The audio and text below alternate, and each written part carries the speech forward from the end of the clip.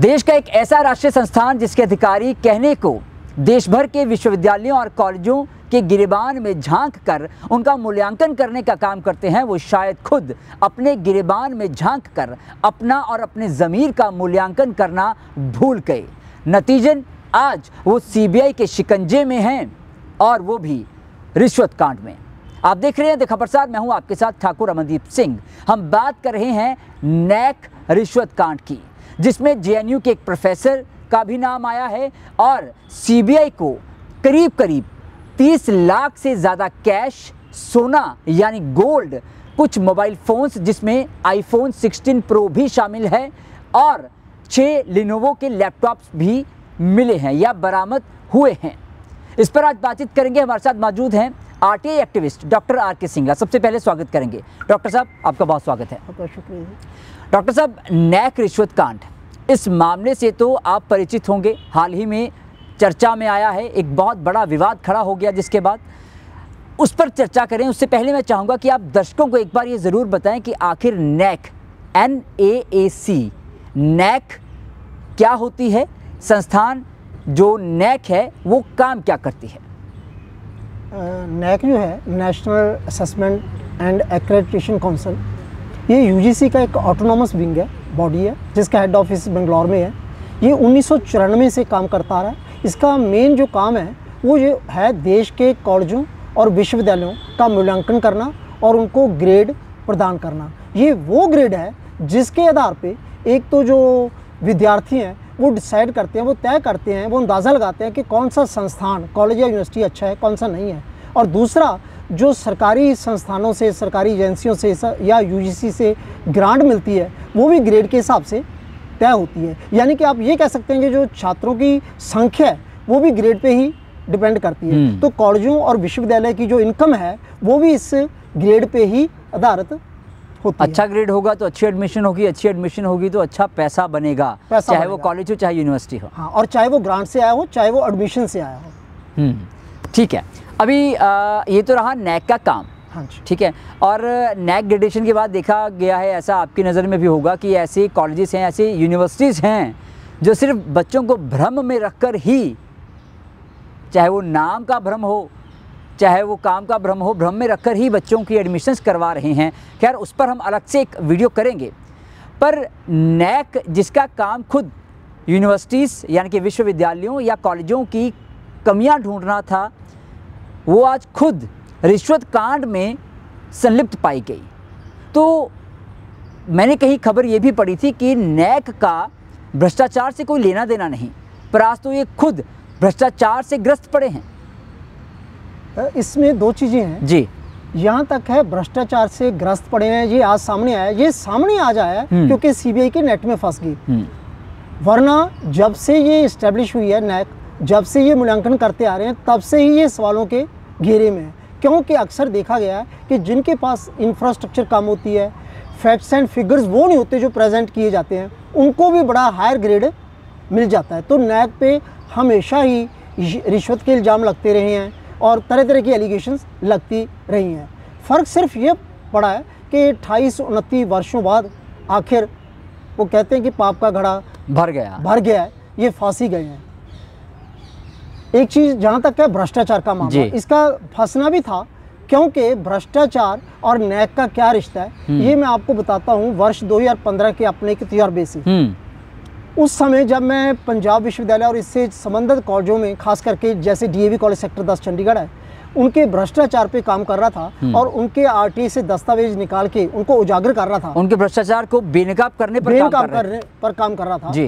तो उस समय मेरे माइंड में आया कि DAV कॉलेज के काफ़ी जो भ्रष्टाचार के मामले हैं वो मैं उजागर कर चुका हूँ, वो मैं आरटीआई से साबित कर चुका हूँ। चाहे वो फर्जी दस्तावेज पे प्रिंसिपल की बेटी की नौकरी हो, चाहे वो इंस्टीट्यूट ऑफ मैनेजमेंट हो जिसमें DAV college government aided institution के रिसोर्सेज एक प्राइवेट संस्थान को फर्जी डिग्री पर वो मनदीप जोसन वाला केस, नियुक्ति की बात हो, तो चाहे बिना अपॉइंटमेंट लेटर दिए टीचरों की अपॉइंटमेंट हो, यानी कि अध्यापकों का शोषण हो, चाहे कम कैपेसिटी पे ज़्यादा स्टूडेंट्स की एडमिशन हो, अनगिनत, चाहे वो BPEd का कोर्स हो जो बंद करवाना पड़ा था क्योंकि उनके पास ना टीचर्स थे ना इंफ्रास्ट्रक्चर और उनको ना पंजाब यूनिवर्सिटी ने एफिलिएशन दी।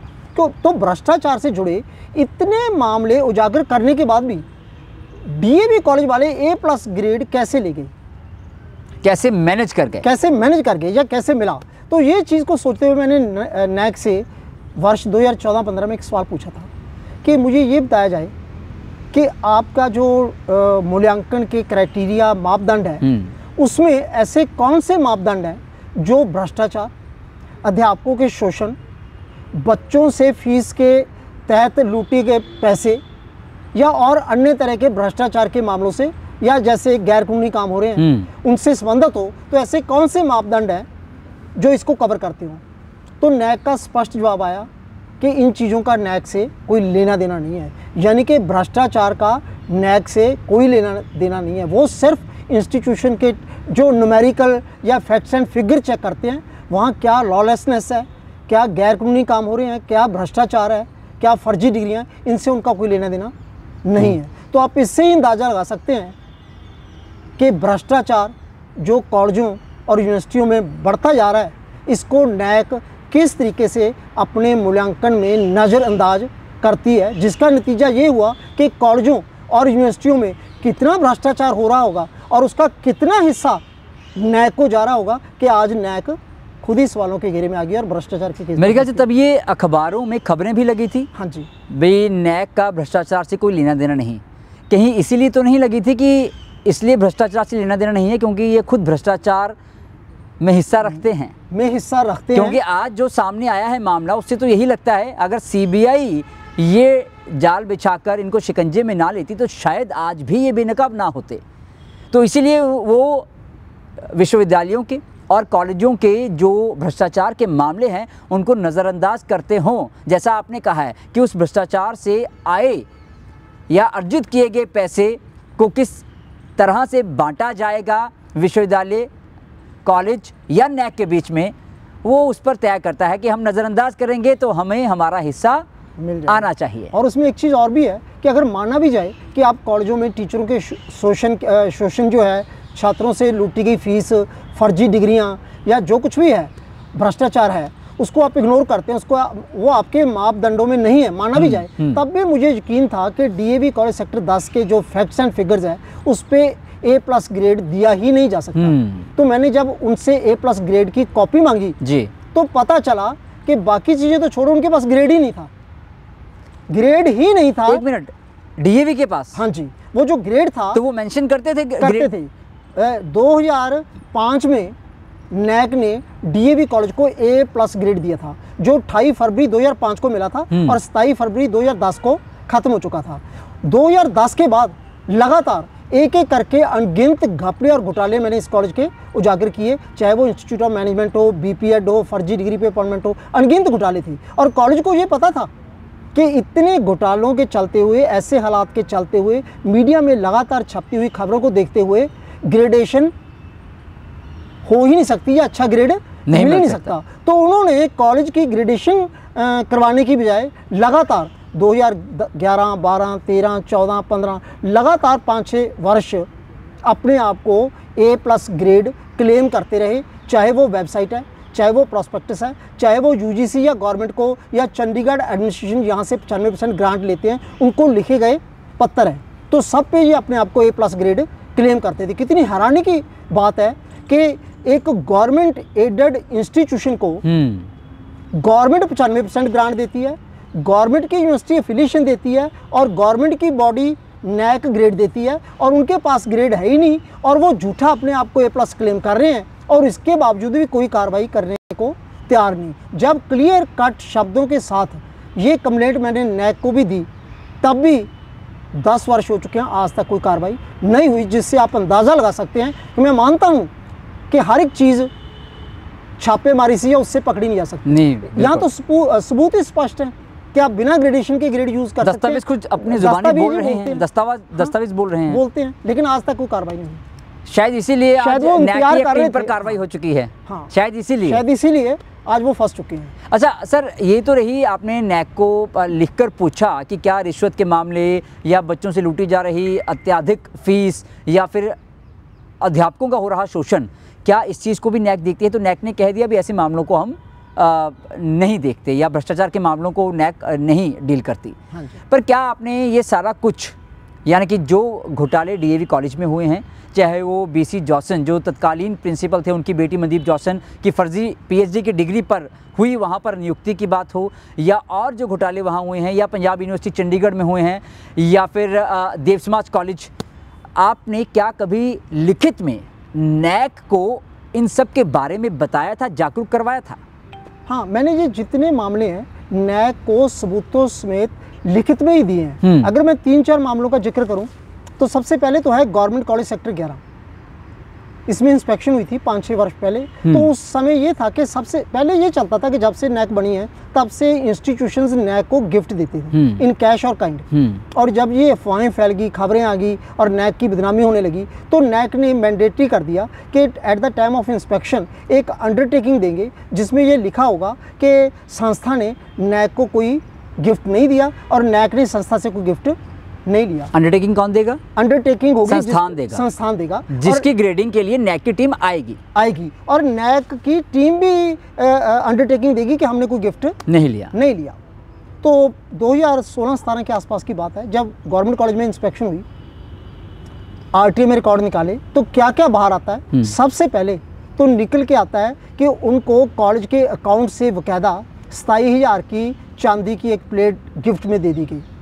हालांकि मैं मानता हूं कि ये गवर्नमेंट कॉलेज है, इनकी गलती सिर्फ ये थी कि जो प्राइवेट एडेड कॉलेजेस होते हैं जैसे डीएवी कॉलेज है, देव समाज कॉलेज है, भ्रष्टाचार यहाँ भी होता है, लेकिन ये समझदार है, ये गिफ्ट का बिल नहीं परचेज करेंगे, ये कोई सीवरेज रिपेयर या किसी और चीज़ में बिल डाल के गिफ्ट दे देंगे। पर क्योंकि ये गवर्नमेंट कॉलेज था, यहाँ इस टाइप का काम कम होता है और थोड़ा सा मुश्किल से होता है, तो उन्होंने सीधे 27,000 का गिफ्ट दे दिया और साथ में अंडरटेकिंग भी दे दी कि हमने कोई गिफ्ट ना लिया ना दिया। अच्छा, अंडरटेकिंग भी दे दी कि हमने कोई गिफ्ट नहीं दिया। हाँ, तो इससे आप अंदाजा। दूसरा, उस समय एक रूल था कि जो टीम आएगी इंस्पेक्शन टीम नैक की, उनकी ऊपर कोई लेविशली एक्सपेंडिचर नहीं किया जाएगा, मतलब ज़्यादा आवभगत नहीं की जाएगी। आवभगत नहीं की जाएगी। हाँ, जो टीम गवर्नमेंट कॉलेज में आई उसको 5 स्टार होटल माउंट व्यू में ठहराया गया। अब मुझे नहीं पता कि माउंट व्यू 5 स्टार होटल ज़्यादा में आता है या कम में आता है, और उन पर कितना खर्चा किया गया आप अंदाज़ा लगा सकते हैं कि 2 लाख की लिमिट थी, जिसमें एक इंसिडेंटल एक्सपेंसेस की लिमिट 40,000 थी और वो 75,808 रुपये खर्चे की।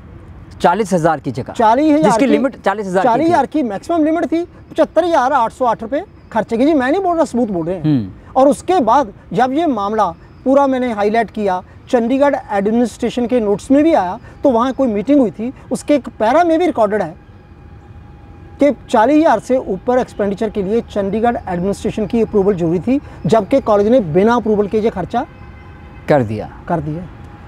अब आप अंदाज़ा लगा सकते हैं, लेविश स्टे है, बिना अप्रूवल खर्चे हैं, गिफ्ट दे रहे हैं, रिकॉर्ड में दे रहे हैं, चांदी की प्लेट। और जब वो सारा मामला सबूतों समेत नैक को दिया तो नैक ने आज तक क्या किया ये आप समझ ही सकते हैं।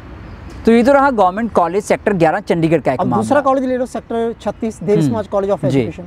यहाँ 2022 दिसंबर का महीना था, इंस्पेक्शन टीम आई थी, इंस्पेक्शन की 2 दिन के लिए और टीम चली गई। तो मैंने फिर नैक को कंप्लेंट की कि जी आपको जो फैक्ट्स एंड फिगर्स कॉलेज ने दिए हैं वो सारे गलत हैं, काफ़ी फैक्ट्स एंड फिगर झूठे हैं, जिसमें मैंने कुछ एग्जांपल्स दी और सबूत भी लगाए। फॉर एग्जांपल उसमें था कि एक तो इन्होंने लिखा कि हमारी जो बिल्डिंग है वो लीगल है, जबकि एस्टेट ऑफिस ने इनको नोटिस दिया हुआ है और उनकी बिल्डिंग अप्रूव्ड नहीं है। College should be made to run in an approved building. तो ये तो बिल्डिंग अप्रूव्ड नहीं है, क्योंकि उन्होंने फॉल्ट निकाला था कि आपकी लाइब्रेरी बेसमेंट में जो कि बनाई नहीं जा सकती। दूसरा, उसमें काफ़ी ऐसे टीचर शो कर दिए गए जो कहीं और पढ़ा रहे थे, या यहाँ टीचर थे ही, या कब के छोड़ चुके थे, या उनकी सिर्फ अटेंडेंस थी रजिस्टर पे, रोल्स पे नहीं थे। तो मतलब काफ़ी लोग जिनको टीचर्स प्रोजेक्ट किया गया, जिनका मैंने बाकायदा नाम दिया था, पीरियड दिया था, कुछ का ये भी लिखा था कि एट प्रेजेंट वो वहाँ पढ़ा रहे हैं। जैसे एक टीचर थे शायद डॉक्टर प्रभजीत कौर, जो SCERT 32 सेक्टर में पढ़ाते थे, सितंबर में वहाँ ज्वाइन कर लिया था और दिसंबर 2022 में वो इनको अपना टीचर क्लेम कर रहे हैं। तो ये था टीचर्स का। और सबसे लास्ट और इम्पॉर्टेंट पॉइंट था कि बाकी चीज़ों को छोड़ो, सबसे बड़ी बात है कि कॉलेज के प्रिंसिपल डॉक्टर एग्नीस टिल्लो, जिन्होंने बतौर प्रिंसिपल इस चीज़ को प्रेजेंट किया नैक कमेटी के आगे, उन्होंने कैसे इम्पर्सोनेशन की? वो तो 2 महीने पहले ही रिटायर हो चुके हैं, वो तो कॉलेज के प्रिंसिपल ही नहीं। और तो उन्होंने नैक टीम को बतौर प्रिंसिपल अटेंड किया? बतौर प्रिंसिपल अटेंड किया। कितनी हैरानी की बात है कि उसको कैसे कॉलेज का प्रिंसिपल मान लिया, जो रिटायर हो चुके हैं, और भले ही कॉलेज की मैनेजमेंट, क्योंकि वो उनके रिश्तेदार थे, उनको उनकी रिटायरमेंट को मानने के लिए तैयार नहीं थे, पर पंजाब यूनिवर्सिटी ने स्पष्ट लेटर लिख दिया था कि आपकी जो सर्विस है वो पूरी हो चुकी है। तो जिनकी सर्विस ही पूरी हो चुकी थी और वो दिसंबर 2022 में प्रिंसिपल नहीं थे, उनको भी प्रिंसिपल मान लिया गया। ये सारी कंप्लेंट सबूतों समेत लिखी, कार्रवाई फिर आप समझ सकते हैं कि नैक ने कोई नहीं की। और पंजाब यूनिवर्सिटी चंडीगढ़, पंजाब यूनिवर्सिटी चंडीगढ़ का ये है कि पंजाब यूनिवर्सिटी चंडीगढ़ की यहाँ तक 2 इंस्पेक्शंस की मैं बात करता हूँ, लास्ट वाली, एक जो 2023 में हुई, एक जो 2023 से पहले हुई थी। जो 2023 से 5-6 वर्ष पहले हुई थी, तो उसमें वैसे तो काफ़ी घपले और घोटाले थे, फैक्ट्स एंड फिगर्स थे जो नैक से छुपाए गए या उनको गलत प्रोजेक्ट किए गए। पर मैं 2-3 बातों का जिक्र करना चाहूँगा। एक तो उसमें है अंडरटेकिंग होती है, कंप्लायंस सर्टिफिकेट होता है जो यूनिवर्सिटी के वाइस चांसलर ने नैक को देना होता है कि हम यूजीसी के ये 3 जो रेगुलेशंस हैं, ये नियम हैं, इनको बाकायदा फॉलो कर रहे हैं और यूनिवर्सिटी में इम्प्लीमेंट कर दिया। मतलब पंजाब यूनिवर्सिटी जो है वो यूजीसी के जो नियम हैं उनका पालन कर रही है। इसकी अंडरटेकिंग, इसका एफिडेविट, इसका सर्टिफिकेट वो नैक को देगी, वाइस चांसलर देगा। ठीक है। तो ये वर्ष है 2014 की बात। वाइस चांसलर कौन थे? प्रोफेसर अरुण कुमार ग्रोवर। ये वही प्रोफेसर अरुण कुमार ग्रोवर हैं जिन्होंने मनदीप जोसन की फर्जी पीएचडी के बावजूद भी उनकी अपॉइंटमेंट को अप्रूवल दे दी थी, हरी झंडी दी थी। और ये वही वाइस चांसलर हैं प्रोफेसर अरुण कुमार ग्रोवर जिन्होंने अपने दोगलेपन के चलते ये भी स्पष्ट नहीं किया कि सीएमजे यूनिवर्सिटी की डिग्री फर्जी है या असली है, क्योंकि 2013 में सिंडिकेट ने उसको फर्जी डिक्लेयर कर दिया था। अब वाइस चांसलर के पास एक ही ऑप्शन था, अगर तो ये सिंडिकेट से ऊपर है फिर तो ये डिग्री को सही मान सकते हैं, सिंडिकेट का जो फैसला है उसको डस्टबिन में डालते हुए। तो ऐसी अवस्था में तो इनको मनदीप जोसन नहीं, उनको भी मानना चाहिए था जिनकी एडमिशन पंजाब यूनिवर्सिटी के अलग अलग डिपार्टमेंट्स में हुई थी, तो सीएमजे की डिग्री के आधार पे। तो सभी बच्चों को निकाल दिया क्योंकि उनकी डिग्री सिंडिकेट के फैसले को नजर में रखते हुए, नजर में रखते हुए बच्चों को तो निकाल दिया कि डिग्री फर्जी है। लेकिन सिंडिकेट के फैसले को नजरअंदाज करते हुए मनदीप जोसन को कंटिन्यू करने दिया कि डिग्री फर्जी है या नहीं अभी विचाराधीन है। तो ये कैसा दोगलापन है। क्योंकि मनदीप जोसन के पिता उस वक्त प्रिंसिपल थे मिस्टर बीसी जोसन, तो हो सकता है बाप का राज चलता हो। इसके 3 कारण थे। एक तो इसलिए कि उसके फादर प्रिंसिपल थे जी। दूसरा इसलिए कि उसके फादर सेनेट के मेंबर थे, तो यूनिवर्सिटी के काफ़ी फैसले सेनेट ने पास करने होते हैं। और तीसरा सबसे इम्पोर्टेंट कारण ये था कि जब प्रोफेसर अरुण कुमार ग्रोवर ने अपनी पत्नी डॉक्टर नीरा ग्रोवर को through backdoor professor in music लगवाया था यहाँ पंजाब विश्वविद्यालय में, और वो मैंने कोर्ट में केस किया था, 1 साल बाद उनको छोड़ना पड़ा था। फिर वो द्वारा सिंडिकेट में मामला गया, फिर वहाँ मेजॉरिटी वोट ना होने के कारण रिजेक्ट हो गया, तो इन्होंने फिर द्वारा सिंडिकेट में लेके गई। तो वहाँ इनको कुछ लोगों की वोट्स कम रह गई थी, मेजॉरिटी चाहिए थी। वोट्स खरीदने के लिए इन्होंने कुछ लोगों को अप्लाइज किया, जिसमें से एक एमसीएम के प्रिंसिपल को अप्लाइज किया था क्योंकि उनको कोई पेनल्टी पड़ी थी जो वेव ऑफ की। एक डीएवी कॉलेज सेक्टर 10 को अप्लाइज किया क्योंकि वहाँ प्रिंसिपल की बेटी की, बीसी जोसन की बेटी मनदीप जोसन की फर्जी डिग्री के आधार पे उनको अप्रूवल देनी थी। तो इस तरीके से वोटें खरीदी गई अपनी पत्नी की बैकडोर अपॉइंटमेंट को पास करवाने के लिए। आप बात कर रहे थे कि यूजीसी के नियमों का पालन पंजाब यूनिवर्सिटी करती है, इस चीज़ को लिखित में एफिडेविट देना पड़ता है वाइस चांसलर को। वो एक सर्टिफिकेट था जिसको कंप्लायंस सर्टिफिकेट कहते हैं, जो प्रोफेसर अरुण कुमार ग्रोवर ने नैक को दिया। ठीक है, तो मैंने काफ़ी आरटीए में दस्तावेज निकाल के ये साबित किया कि तीनों में से कोई भी रेगुलेशन नहीं है जिसको पंजाब यूनिवर्सिटी मानती है, और सारे ही डस्टबिन में डाले हुए हैं। अनगिनत घपले और घोटाले जो इन वायलेशंस को उजागर करते थे वो मैंने निकाले और मीडिया में हाईलाइट किए। इनको चाहे वो चंडीगढ़ एडमिनिस्ट्रेशन हो, यूजीसी हो, एमएचआरडी हो, पंजाब यूनिवर्सिटी के चांसलर हो, सभी ने से जवाब मांगा था कि आपने कैसे यूजीसी रेगुलेशन की वायलेशन करते हुए अपने चेतों को अनड्यू फाइनेंशियल बेनिफिट दिया, उसका जवाब दिया जाए। तो ये सब चीज़ों को इग्नोर करते हुए इन्होंने वो झूठा एफिडेविट, मतलब कि तत्कालीन vice chancellor professor Arun Kumar Grover ने फैक्ट्स को कंसील किया, छुपाया और नैक टीम को गुमराह किया। पर उस समय की नैक टीम की प्रशंसा करनी पड़ेगी कि जब मैंने सारे मामले सबूतों समेत और वीसी द्वारा दिया गया वो झूठा सर्टिफिकेट नैक की टीम को भेजा, बेंगलोर हेड ऑफिस भी भेजा और नैक की टीम को भी ईमेल किया। तो उन्होंने बाकायदा मुझे बुलाया, टाइम दिया, सुना और इस चीज़ से कन्विंस हुए कि जो मैंने मामले उठाए हैं वो सही हैं और कहा कि इस पर कार्रवाई होगी, जो कि मैं इस आधार पे कह सकता हूं कि कार्रवाई हुई क्योंकि अगले दिन मीडिया में छपा कि राजेंद्र सिंगला द्वारा वीसी नैक की कमेटी को उजागर किए गए जो मामले, जो दी गए सबूत है, उसका नैक की ग्रेडेशन पे प्रभाव पड़ेगा और पड़ा भी था। लेकिन नैक की टीम तो उसके बाद भी आई है पंजाब यूनिवर्सिटी में। जो नैक की टीम बाद में आई है, इनकी कारगुजारी और सीबीआई की रेड में पकड़ा गया सामान, वो मैं ये कह सकता हूं कि मिलता जुलता ही रहा होगा। क्योंकि जो अब नैक की टीम आई थी 2023 में, अगर मैं गलत ना हूं तो हाँ उस वक्त मेरे ख्याल से, जहां तक मुझे याद है, मैंने भी उनको कुछ मामलों से अवगत करवाया था, हो रहे भ्रष्टाचार से अवगत करवाया था। चाहे वो यूबीएस में प्रोफेसर मीना शर्मा के बेटे गारवित शर्मा की बिना एलिजिबिलिटी हुई एडमिशन का मामला हो, चाहे पंजाब यूनिवर्सिटी में और जो घोटाले हो रहे हैं उनकी बात हो, तो पर उसके बाद भी कोई असर हुआ नहीं। वो जो था वो बात है अगस्त 2023 की। उस समय भी जब नैक की टीम आई थी, आर.के. राय साहब को तो भूल ही गया मैं। आर.के. राय साहब का जो सीमेंट स्कैम था, हाँ। चाहे उसकी बात हो, चाहे उसके बाद जो घोटाले हुए हैं, चाहे उनकी बात हो, नहीं, वो सारे मामले, उनकी डिटेल्स, उनके सबूत और जिन वीडियोस में हमने उनको हाईलाइट किया था जी, क्योंकि इनके पास इतना टाइम नहीं ना होता कि 200 पेज के सबूत देख सकें, उसमें हमने कंसोलिडेटेड पॉइंट उससे किया हुआ है। तो वो सारे लिंक, पूरी डिटेल्ड 8 पेज की कंप्लेंट मैंने नैक के हेड ऑफिस भेजी, नैक की टीम को भेजी थी। तो उन्होंने मुझे फ़ोन किया कि शायद हो सकता है उनको बेंगलोर से कॉल भी आई हो कि पिछले टाइम भी इस व्यक्ति को सुना गया था, इस बार भी सुना जाए। तो उन्होंने मुझे विश्वास दिलाया था कि आपको बुलाया जाएगा और सुनवाई होगी। लेकिन बिल्कुल लास्ट डे पे, लास्ट टाइम पे मुझे व्हाट्सएप पे मैसेज आया कि वो हमने देख ली है कंप्लेंट, हम उस पर कार्रवाई करेंगे लेकिन सुनवाई की कोई ज़रूरत नहीं। तो मैं इस भरोसे पे रहा कि शायद कार्रवाई होगी, लेकिन इनको A++ ग्रेड मिला विद 3.68 नंबर।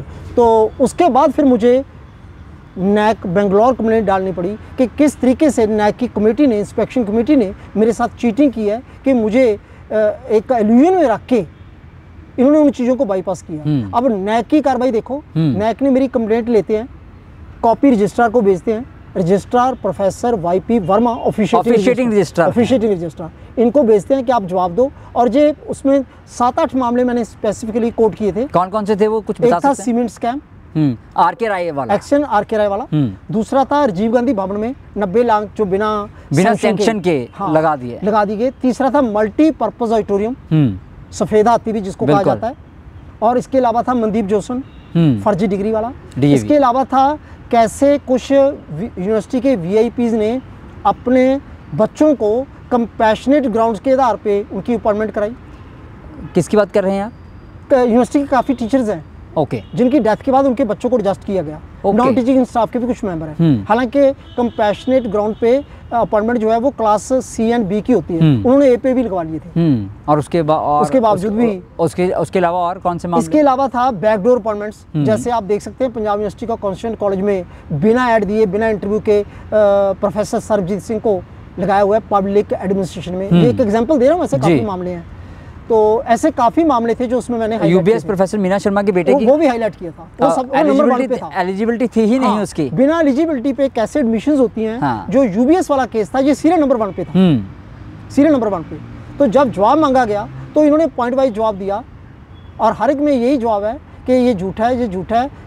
केस इसमें जवाब किसने दिया? ऑफिशिएटिंग रजिस्ट्रार वाईपी वर्मा ने। और साथ में कंक्लूजन ये निकाला कि जो राजेंद्र सिंगला, इसका काम ही यूनिवर्सिटी की फंक्शनिंग को डिसरप्ट करना है और झूठी एलिगेशन या कंप्लेंट्स करना है, जबकि मैंने सबूत दिए थे। नहीं, यूनिवर्सिटी की वर्किंग को डिसरप्ट करना है, मतलब कि यूनिवर्सिटी में बैठे कुछ ऐसे भ्रष्ट अधिकारी ये चाहते हैं कि वो भ्रष्टाचार करते रहें और कोई उनको सवाल भी ना करे और कोई उस भ्रष्टाचार को उजागर भी ना करे। हाँ जी, वाह। और दूसरी बात है कि जो मैंने नैक को कंप्लेंट भेजी थी उसके बकायदा सबूत लगाए, एविडेंस है साहब, एविडेंस है। जो इन्होंने जवाब दिया उसका कोई सबूत नहीं लगाया, पर फिर भी नैक ने इनके जवाब को मानते हुए उसको खारिज कर दिया, कोई कार्रवाई नहीं हुई। इससे ही अंदाज़ा लगा सकते हैं कि अब वो हालात आ गए थे कि जब देश की प्रीमियर एजेंसी सीबीआई या किसी भी इन्वेस्टिगेटिव एजेंसी द्वारा इनका पकड़े जाना बहुत ज़रूरी हो चुका था, क्योंकि इनके भ्रष्टाचार की जो हद है वो बढ़ती जा रही थी। मेरे ख्याल से इसीलिए उसके असर हुआ है कि अब जो ये कार्रवाई हुई है, नैक की टीम पर सीबीआई का शिकंजा कसा है। जेएनयू के एक प्रोफेसर का नाम भी आया है। अच्छा, इसमें एक ऐसे प्रोफेसर भी हैं जो पहले भी शायद आप जिक्र कर रहे थे, न्यूज़ में देखा है, उसमें किसी टीचर का नाम लिखा हुआ है कि ये पहले भी ऑलरेडी इन पे कोई केस चला हुआ है। तो यहाँ तो सिंपल सी सवाल उठता है कि जो लोग खुद ही सवालों के घिरे हैं, ऑलरेडी जो खुद ही फंसे हुए हैं, अंडर स्कैनर हैं, वो किसी को कैसे चेक कर सकते हैं? जो बंदा खुद ही गुनाहगार है या गुनाहगार साबित हो सकता है, तो वो दूसरों को चेक कर रहा है, ये तो अधिकार। सिंघल साहब, एक चीज़ और देखने में आई है, कुछ ऐसी प्राइवेट यूनिवर्सिटीज़ हैं, विश्वविद्यालय हैं प्राइवेट, हाँ जी, निजी विश्वविद्यालय, जहां पर कभी एक मेल वार्डन एक लड़के के साथ संभोग करने की कोशिश करता है, ज़बरदस्ती मतलब कि, या कह सकते हैं भी जिस्मानी शोषण उसका करने की कोशिश करता है। वो मामला उजागर होता है पर उसको दबा लिया जाता है, मीडिया मैनेज की जाती है, कई बार कुछ अश्लील वीडियोज़ वायरल हो जाती हैं, और ऐसे कई मामले हैं। पर उन यूनिवर्सिटीज़ को भी ग्रेड जो है नैक की तरफ से बहुत ज़बरदस्त दिया जाता है।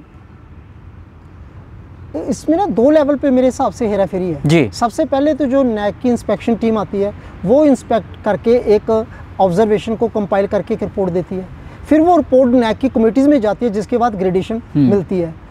अब ये तो हो गए 2 लेवल। दूसरा हो गया 2 टाइप के इंस्टीट्यूशंस, एक हो गए प्राइवेट कॉलेजेस या यूनिवर्सिटियाँ, दूसरी होगी गवर्नमेंट।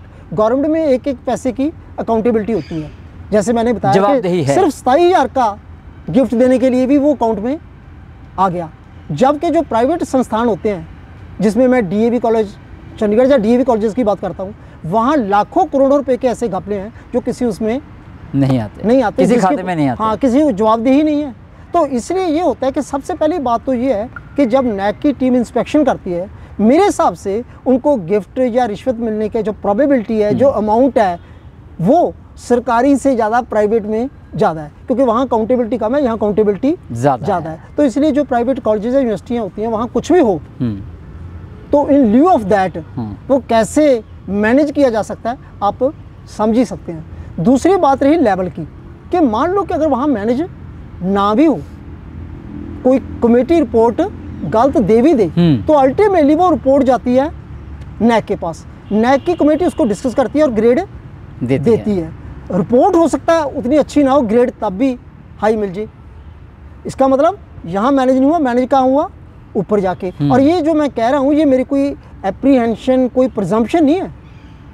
मैंने गूगल में सर्च किया, वहाँ लिखा हुआ है कि एक बार कैग के पास कंप्लेंट की थी, उन्होंने ऑडिट में ये चीज़ निकाली है कि उन्होंने ये चीज़ पाई है कि देश में कुछ यूनिवर्सिटीज़ को हायर ग्रेड मिला उस चीज़ के लिए जो चीज़ें उनकी नीचे पाई गई थी। जैसे एक यूनिवर्सिटी को एनवायरमेंटल प्रैक्टिसेस के लिए हायर ग्रेड दिया गया, जबकि वहाँ वेस्ट मैनेजमेंट रूल्स की धज्जियाँ उड़ाते हुए बर्न कर दिया जाता था। ये मैं नहीं कह रहा, ये क्या कह रहा है, और मेरे पास कोई सबूत नहीं, गूगल में सर्चेबल है। तो इससे आप अंदाज़ा लगा सकते हैं कि कैसे ये चीज़। तो जो ये ताज़ा मामला भी सामने आया है नैक की रिश्वत कांड का, आपको लगता है या कुछ उम्मीद है कि जो पंजाब यूनिवर्सिटी को ग्रेड दिया गया, डीएवी कॉलेज को दिया गया, डीएवी कॉलेज को बिना ग्रेड के भी ये कुछ साल तो बिना ग्रेड के भी ग्रेड इस्तेमाल करते रहे, दिखाते रहे, धोखे में रखा लोगों को भी, तो उनके खिलाफ या देव समाज के खिलाफ, इनके खिलाफ कोई कार्रवाई होगी? मुझे ना इसमें उम्मीद नहीं, काफ़ी उम्मीदें हैं। पहली उम्मीद तो ये है कि जो लोगों को 1994 से लेके आज तक शक था, अफवाहें थी, खबरें थी कि इनका कोई आधार है या नहीं कि ये चलता है, वो सबूतों के साथ वो सीबीआई जैसी एजेंसी ने अगर पकड़ लिया और वो स्पष्ट हो गया, नहीं तो स्पष्ट होता जा रहा है। दूसरा, लोगों का विश्वास भी बन जाएगा, पता भी चल जाएगा कि अब 3rd क्लास इंस्टीट्यूशंस भी कैसे हाईएस्ट ग्रेड लेते हैं। तीसरा, नैक पे थोड़ा सा डर भी बैठ जाएगा और हो सकता है किसी न किसी पिछले मामले में कार्रवाई भी हो जाए या होनी शुरू हो जाए। और चौथा, लोगों में भी अवेयरनेस बढ़ेगी कि आखिर किसी न किसी दिन तो फंसते ही हैं, बकरे की माँ कब तक खैर मनाएगी। तो इसलिए लोग भी और जागरूक होंगे और बढ़ चढ़ के आगे आएंगे और शिक्षण संस्थानों और नैक के बीच में हो रहे इस भ्रष्टाचार को उजागर करने में सहयोग देंगे। हमारे साथ बात करने के लिए बहुत बहुत धन्यवाद। Doctor R K. सिंगला आर्ट के एक्टिविस्ट हैं, लेकिन सवाल यहाँ बहुत बड़ा है, क्योंकि डॉक्टर आर.के. सिंगला ने भी नैक की टीम जब 2023 में चंडीगढ़ आई, यानी कि पंजाब यूनिवर्सिटी को ग्रेड के लिए इंस्पेक्शन करने आई, विज़िट करने आई, तब इन्होंने तकरीबन कई मामलों को उजागर किया, उनके सामने रखा, मेल के थ्रू भी रखा और किसी तरह उनको मैसेज भी किए। तो मामले कई थे, जैसे मैंने पहले भी बताया है, प्रोफेसर मीना शर्मा के बेटे गार्विश शर्मा की बिना एलिजिबिलिटी के हुई यूबीएस में एडमिशन का मामला हो, आर.के. राय जो एक्सियन है मौजूदा समय में, उनके द्वारा किया गया सीमेंट स्कैम हो जो बहुचर्चित रहा, मल्टीपर्पस जो हॉल बन रहा है उसका वो सफ़ेद हाथी है, उसके पीछे जो इतना बड़ा स्कैम हो रहा है वो हो, या फिर बैकडोर एंट्रीज का मामला हो, या फिर डीएवी कॉलेज में तत्कालीन प्रिंसिपल बीसी जॉसन की बेटी मनदीप जॉसन की फर्जी पीएचडी की डिग्री पर उनको वहाँ पर नियुक्ति देना हो, और एक समय झूठा एक आप कह सकते हैं एफिडेविट प्रोफेसर अरुण कुमार ग्रोवर की तरफ से दिया गया। ऐसे कई मामले थे, पर जब उन पर कार्रवाई नहीं हुई और उनको फिर भी, यानी कि चाहे वो पंजाब यूनिवर्सिटी चंडीगढ़ हो, चाहे वो डीएवी कॉलेज हो, चाहे वो देव समाज कॉलेज हो, चाहे वो गवर्नमेंट कॉलेज सेक्टर 11 चंडीगढ़ हो, उनको अच्छा ग्रेड दे दिया गया। इसके बावजूद भी आखिर कार्रवाई क्यों नहीं हुई, ये ऐसा सवाल था जिसका जवाब आज तक मिल नहीं पाया। पर आज सीबीआई के द्वारा कसे गए शिकंजे से वो शायद उन सवालों का जवाब मिलता नज़र आ रहा है। पर साथ में अब एक नया सवाल ये भी खड़ा हो गया है कि क्या Punjab university Chandigarh, DAV college Chandigarh, Dev Samaj college Chandigarh और गवर्नमेंट कॉलेज सेक्टर 11 चंडीगढ़ और साथ ही वो नैक टीम या नैक टीम के वो मेंबर जो यहाँ पर आए थे ग्रेडेशन के लिए, इंस्पेक्शन करने के लिए, क्या इनके आपसी संबंधों की या फिर नज़रअंदाज किए गए उन घोटालों के असल कारण को भी सीबीआई ढूंढने की कोशिश करेगी और बनती कार्रवाई करेगी? ये आने वाला समय बताएगा। देखते हैं आखिर नैक की जो टीम अब शिकंजे में आई है उसके और कौन कौन से साथी किस किस को फ़ायदा देने के लिए शिकंजे में आएंगे।